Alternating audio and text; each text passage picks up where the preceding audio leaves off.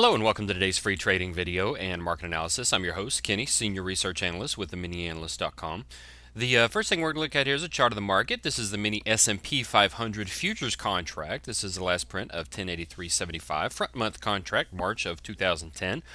Looking at the last trading day of the month for January, coming in at a price of 1,084, 1,083.75. This is our look at our intraday dynamics.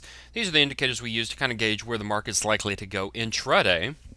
And as you can see, this is Friday, Thursday, Wednesday, Tuesday, Monday. We did have some really mixed indications, as you can see right here. Here we have a total mismatch, bullish here, accelerating bearishness there, divergence there, slight divergence there, and as you can see, what you get is a move that comes down and then blast right to the upside. Now, what does this all mean? Well, this was the Fed Day announcement, and as you can see, the market continued to hold its move, which was kind of extraordinary.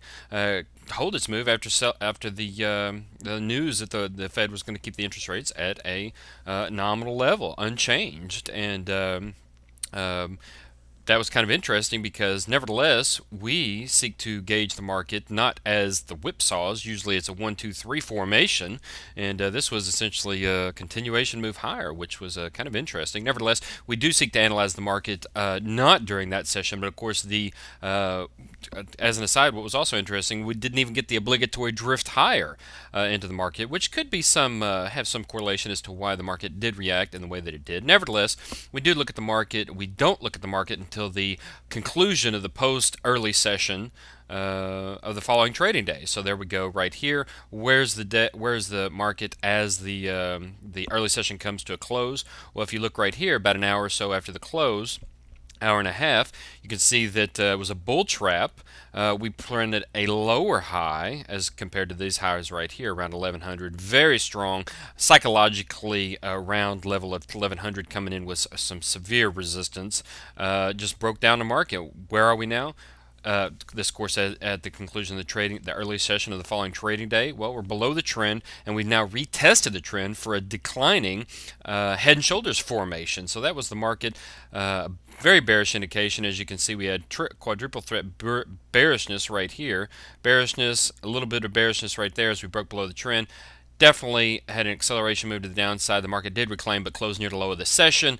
We've now tried to print some support around 1080 in the market, but of course this is the last trading day of the month. We have again continuation of the choppiness given mixed indications underlying the market, and as you can see, we are just below the trend but essentially neutral. From 1080 to 1100 is the case on the intraday, and of course we'll go ahead and just minimize that. The same has been true for the our portfolios this week, as we've actually seen some. Going to go over and look at a chart of the daily. Seen some kind of choppiness in our portfolios as well this week. A lot of portfolios are up, a lot of portfolios are down. Neither of which are significant. We're talking about 1 to 5% generally. Although the triple threat trader HR was a standout certainly yesterday with an 11% gain, almost a 12% gain. But nevertheless, here's a chart of the daily. We did move to officially bearish on the market at 1091.76. We actually did once we broke below the 1112 level, we'll call it, around 1110.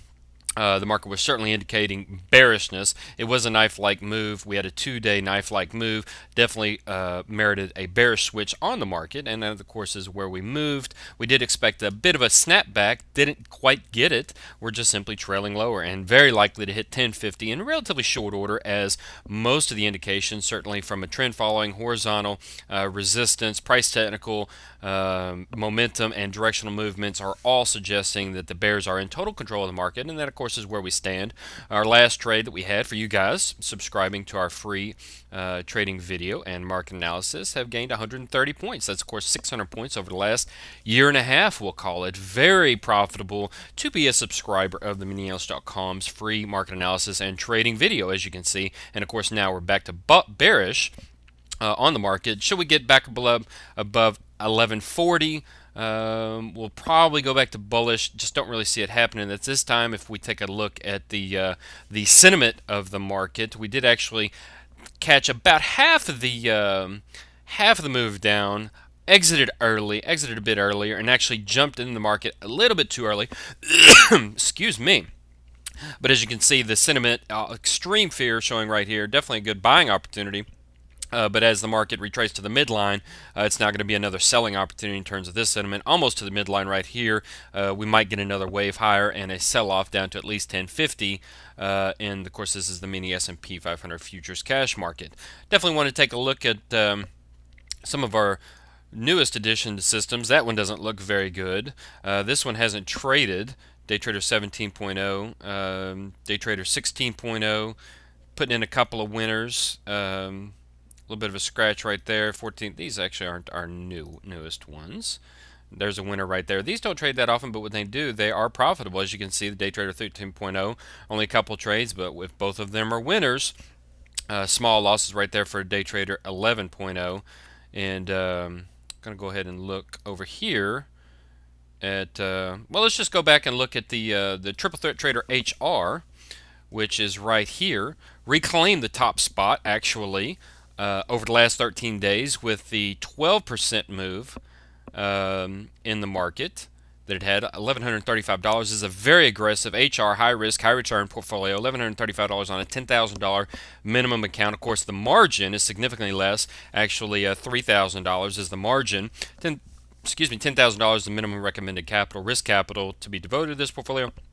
And as you can see, it reclaimed with that $1,100 gain the top spot over the last 13 days with a $6,300 profit just in 13 days. Been very impressive has this portfolio been.